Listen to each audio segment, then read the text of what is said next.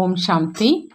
அவ்யக்த முரளி 14/6/1977.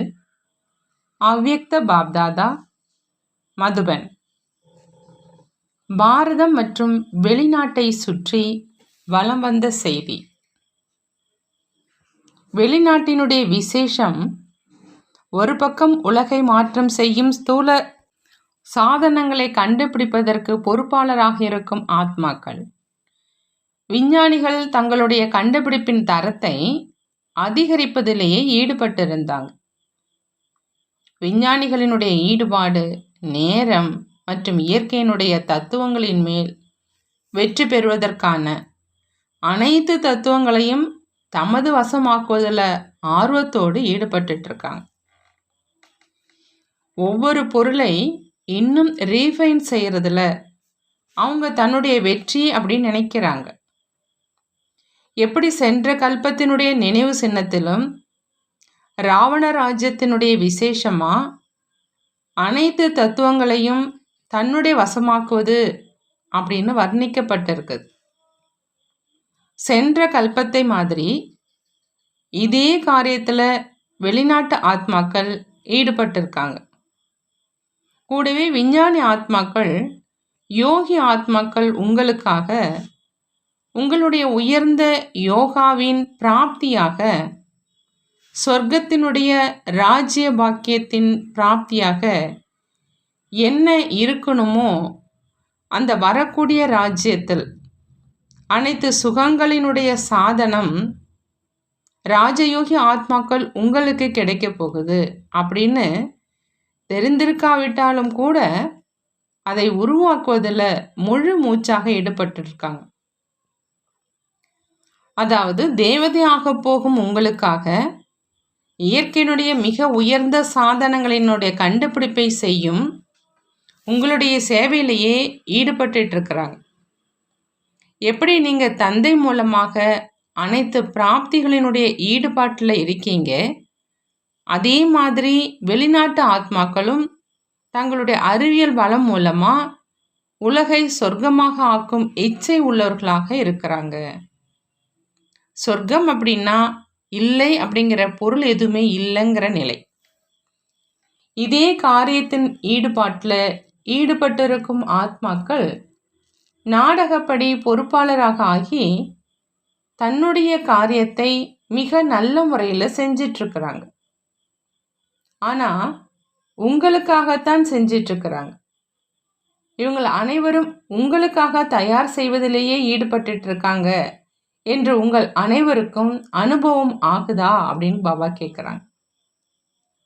எவ்வளவு உண்மையோடு சுத்தமாக சேவை செய்கிறாங்க அப்படின்னு ஒருவேளை அவர்களுடைய காரியத்தை மற்றும் ஈடுபாட்டை பார்த்தீங்க அப்படின்னா அனுபவம் செய்வீங்க.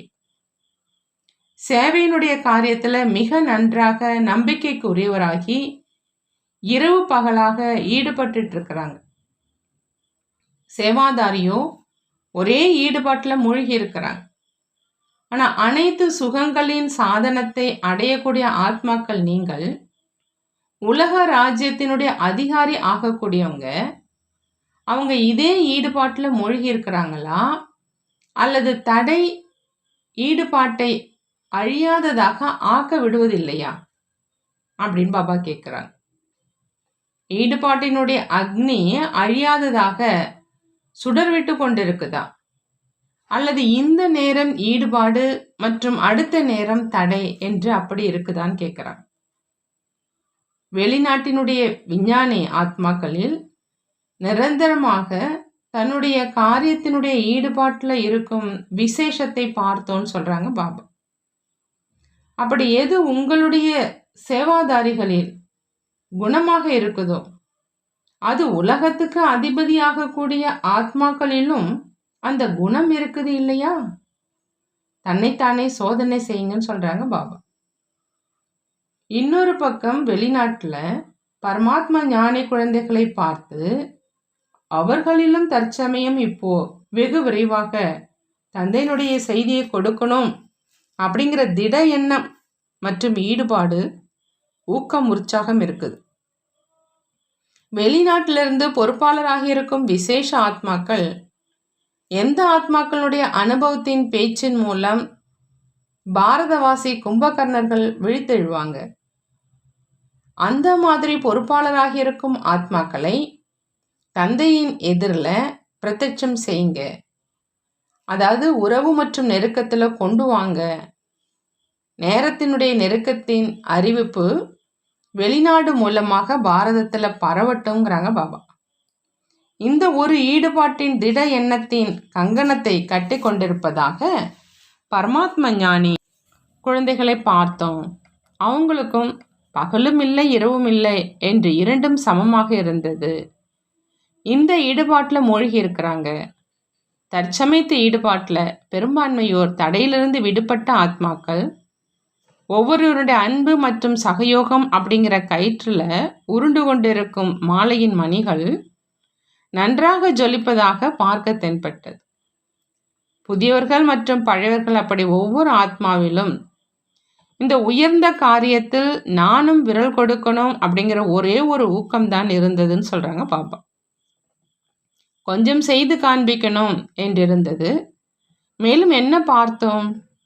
செய்தியை பெறக்கூடிய ஆத்மாக்கள், விருப்பம் வைத்திருக்கும் ஆத்மாக்கள், அதாவது தெரிந்து கொள்ள வேண்டும் என்றிருக்கும் ஆத்மாக்கள் கொஞ்ச நேரத்தில் அமைதி மற்றும் சக்தியினுடைய அஞ்சலியை பெற்று மிகுந்த குஷி அடைகிறாங்க. பொறுப்பாளராக ஆகியிருக்கும் ஆத்மாக்களை பரமாத்மா மூலமா மற்றும் தந்தை கடவுள் மூலமாக அனுப்பப்பட்டவர்கள் என்று ஆன்மீக பரிஸ்தாக்களாக அனுபவம் செய்கிறாங்க. கொஞ்சம் பெற்ற சேவைக்கு பிரதிபலன் கொடுப்பதில் தன்னுடைய குஷியை அனுபவம் செய்கிறாங்க. மேலும் உடனடியாக பிரதிபலன் கொடுப்பாங்க. கொஞ்சம் செய்த சேவைக்கு மிகுந்த நன்றி உணர்வுள்ளவர்களாக இருப்பாங்க. இது தற்சமயத்து பரமாத்மா ஞானிகளின் மற்றும் பொறுப்பாளர் ஆகியிருக்கும் உயர்ந்த ஆத்மாக்களின் இந்த சேவையின் சக்கரத்தில் சக்கரவர்த்தி ஆகணும் அப்படிங்கிற டிராமாவில் என்ன அடங்கி இருக்குதோ அதே அடங்குதல்ல ஸ்தாபனை மற்றும் விநாசத்தினுடைய ரகசியத்துக்கு மிகுந்த தொடர்பு இருக்குது.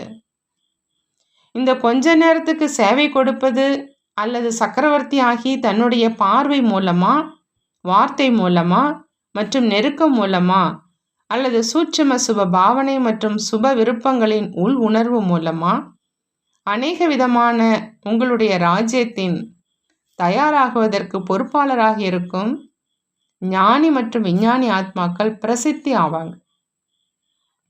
மிக உயர்ந்த ஆத்மாக்கள் உங்களுடைய பார்வை மூலமா பொறுப்பாளராக இருக்கும் சேவாதாரி ஆத்மாக்களுக்கு சேவையினுடைய பலன் கிடைக்கும். மேலும் சேவாதாரி ஆகியிருக்கும் காரியத்தில் உதவி கிடைக்கும். ரகசியத்தை புரிஞ்சுக்கிட்டீங்களான்னு பாபா கேட்குறாங்க. பாரதத்திலோ உங்களுடைய பக்த ஆத்மாக்கள் கிடைப்பாங்க.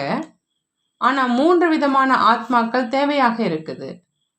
ஒன்று பிராமணிலிருந்து தேவதையாகும் ஆத்மாக்கள் மற்றும் பிரஜையாகும் ஆத்மாக்கள். 2வது பக்த ஆத்மாக்கள். மேலும் 3வது உங்களுடைய ராஜ்யத்தை தயார் செய்து கொடுக்கக்கூடிய ஆத்மாக்கள். சேவாதாரி அனைத்து சுகங்களினுடைய சாதனம் மற்றும் பொருட்களை தயார் செய்வதற்கு பொறுப்பாக ஆகிறாங்க மற்றும் நீங்கள் அதை அனுபவிக்கிறீங்க. இந்த 5 தத்துவங்கள் மற்றும் 5 தத்துவங்களால் உருவாக்கப்பட்டிருக்கும் உயர்ந்த தரமுள்ள பொருட்கள் அனைத்தும் உங்களுடைய சேவைக்காக பொறுப்பாளராகிடும். இந்த அளவு உயர்ந்த சுயமரியாதை நினைவில் இருக்குதான்னு கேட்குறாங்க பாபா. அல்லது இதுவரையிலும் நினைவு மற்றும் நினைவு மறந்த விளையாட்டிலேயே சென்று கொண்டிருக்கிறீர்களா அப்படின்னு கேட்குறாங்க. நினைவு சொரூபமானவராக இருந்து சக்தி சொரூபமானவராக ஆகுங்க. வெளிநாட்டு செய்தியை கேட்டீங்களான்னு கேட்குறாங்க. மேலும் தற்சமயத்து சக்கரவர்த்தி ஆத்மாக்களின் சுற்றி வருவதனுடைய ரகசியம் இருக்குது. எங்கெங்கு பரமாத்மா ஞானி குழந்தைகள் ஆத்மாக்கள் ஈஸ்வரிய சேவை நிலையங்கள் திறப்பதற்கு பொறுப்பாளர் ஆகிறாங்க. மேலும் வருங்காலத்திலும் ஆவாங்க. அப்படி இப்பொழுதைய வெளிநாட்டு சேவை நிலையங்கள் எதிர்காலத்தில் உங்களுடைய சுற்றுலா ஸ்தலங்களாக ஆகும். எப்படி பாரதத்தில் நினைவு சின்ன ஸ்தானமாக கோயில்கள் இருக்குது. ஆனால் இது துவாபர யுகத்துக்கு பின்னாடி உருவாகும். ஆகையினால வெளிநாட்டு ஆத்மாக்களுக்கும் எதிர்கால ஸ்தாபனையில் தொடர்பு இருக்குது. புரிந்ததான்னு கேட்குறாங்க. இன்று வெளிநாட்டு செய்தியை சொன்னோம், பின்பு பாரதத்தினுடைய செய்தியை சொல்வோம். இந்த அனைத்து செய்தியையும் கேட்ட பிறகு என்ன செய்யணும்? கேட்க மட்டும் வேண்டுமா அல்லது ஏதாவது செய்யவும் வேண்டுமான்னு கேட்குறாங்க. அந்த மாதிரி அனைத்து சாதனங்களையும் பெறுவதற்காக தன்னை உலகத்துக்கு அதிபதி ஆக்குவதற்கு எப்பொழுதும் தகுதியானவராக ஆகுங்கிறாங்க. நிரந்தர யோகி ஆவதுதான் யோகிய ஆத்மா ஆவது, அதாவது தகுதியான ஆத்மா ஆவது. அந்த மாதிரி தன்னை நினைக்கிறீர்களான்னு கேட்குறார். தீவிர முயற்சியாளராகி தன்னையும் சம்பன்னமாக்குங்க. மேலும் பொறுப்பாளராகி இருக்கும் சேவாதாரி ஆத்மாக்களுக்கும் செய்யும் காரியத்தில் சம்பன்னம் ஆவதற்கு பிரேரணை கொடுங்க. அப்போ உலக மாற்றம் ஏற்படும் சொல்கிறாங்க. எப்பொழுதும் முழு ஈடுபாட்டின் மூலமாக தடையை அழிப்பவராக ஆகக்கூடிய விக்ன விநாசக ஆத்மாக்களுக்கு எப்பொழுதும் தன்னுடைய பார்வை மற்றும் உள் உணர்வு மூலமாக உலக சேவையில் முழுமையாக ஈடுபட்டிருக்கக்கூடிய ஆத்மாக்களுக்கு எப்பொழுதும் தந்தைக்கு சமமாக குணங்கள், ஞானம், சக்திகளை தானம் செய்யக்கூடிய மகாதானிகளுக்கு ஆன்மீக பார்வையினால் வரதானம் கொடுக்கக்கூடிய ஆத்மாக்களுக்கு பாப்தாதாவின் அன்பு நினைவுகள் மற்றும் நமஸ்காரம் செய்கிறாங்க. நாமும் நம்மளுடைய பாப்தாதாவுக்கு அன்பு நினைவுகள் மற்றும் நமஸ்காரம் செய்வோம். பார்ட்டிகளோடு அவ்யக்த பாப்தாதாவினுடைய சந்திப்பு உலகின் அனைத்து ஆத்மாக்களுக்காக எப்பொழுதும் இரக்கம் மற்றும் நன்மை பயக்கும் பாவனை இருக்குதான்னு கேட்குறாங்க. எல்லைக்கு உட்பட்டதனுடைய நன்மை பயக்கும் பாவனை இருக்குதா அல்லது எல்லைக்கு அப்பாற்பட்டதின் பாவனை இருக்குதான்னு கேட்குறாங்க.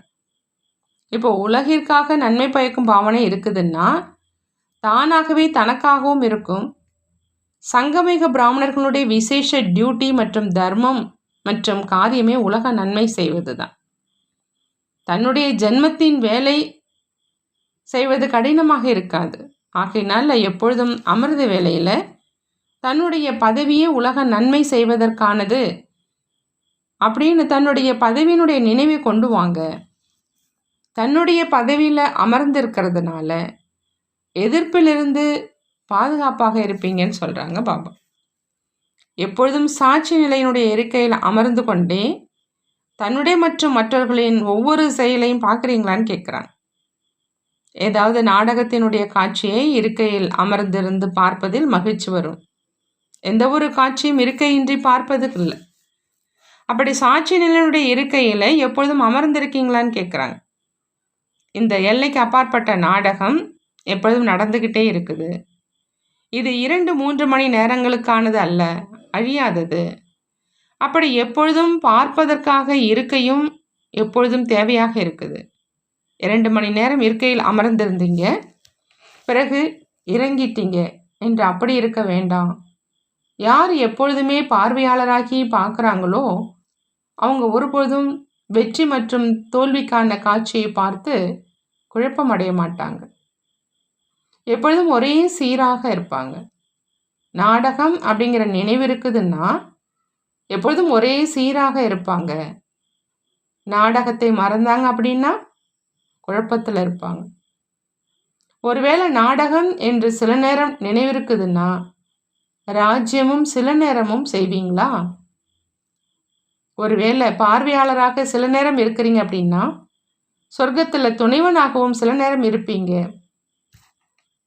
ஞானம் நிறைந்தவராகவும் இருக்கீங்க இல்லையா? அனைத்தையும் தெரிஞ்சிருக்கீங்க.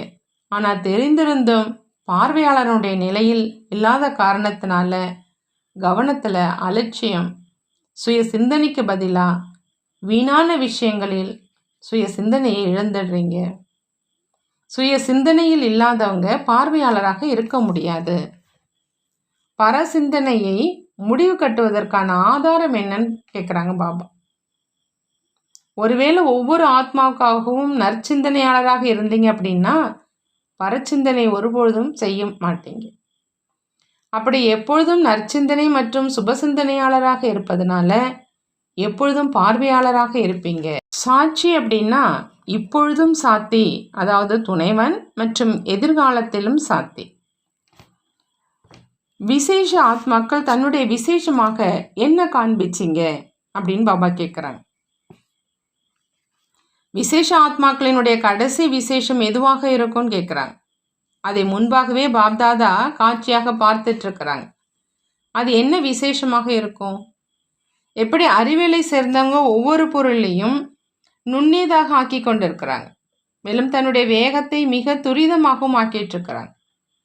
எப்படி மினிட் மோட்டார் அப்படின்னு ஒருபோதும் சொல்லுவாங்க, அதே மாதிரி விசேஷ ஆத்மாக்களின் கடைசி விசேஷமாக ஒரு நொடியில் எந்த ஒரு ஆத்மாவையும் முக்தி மற்றும் ஜீவன் முக்தியினுடைய அனுபவியாக ஆக்கிடுவாங்க என்ற இதுதான் இருக்கும்.